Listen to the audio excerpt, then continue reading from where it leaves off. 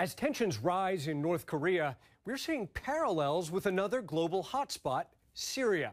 This is a tale of two dictators, Syria's Bashar al-Assad and North Korea's Kim Jong-un. Though they are on opposite sides of the world, their regimes share some striking similarities.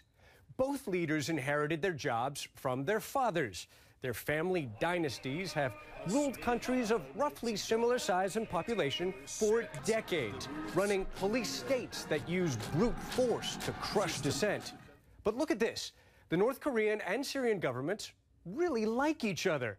Every year, their governments send each other many messages of solidarity and support. Here's KCNA congratulating the, quote, friendly Syrian government. Just over a week later, Sana'a spoke of Syria's support to the, quote, brave leadership of North Korea. In fact, these regimes have been friendly for decades. The Syrian president's father, Hafez al-Assad, met with the North Korean leader's grandfather, Kim Il-sung, in the 1970s, and they've developed military-to-military relations ever since they were both client states of the Soviet Union. North Korea helped a lot to the Syrian Republican Army to develop certain aircraft and air missile systems. They also fixed and repaired the old Soviet tanks like T-54 and T-55s, which Syrian army would import from the Soviet Union.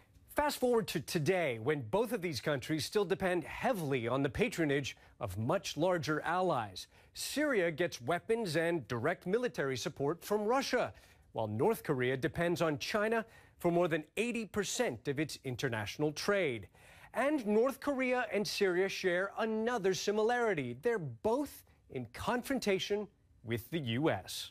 We can see that both regimes are pariah states. Both regimes are in open confrontation with the United States, and the new sheriff is in town, which makes their life much more difficult. The Trump administration is trying to put a stop to Syria's alleged use of chemical weapons and North Korea's very active nuclear weapons program. First, by trying to convince Moscow and Beijing to each abandon Syria and North Korea. Second, by leading international efforts to isolate these regimes through sanctions.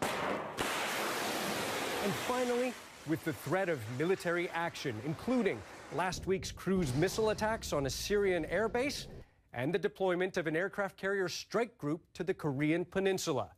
Two dictators on opposite sides of the world in a high-stakes game of brinksmanship with the United States.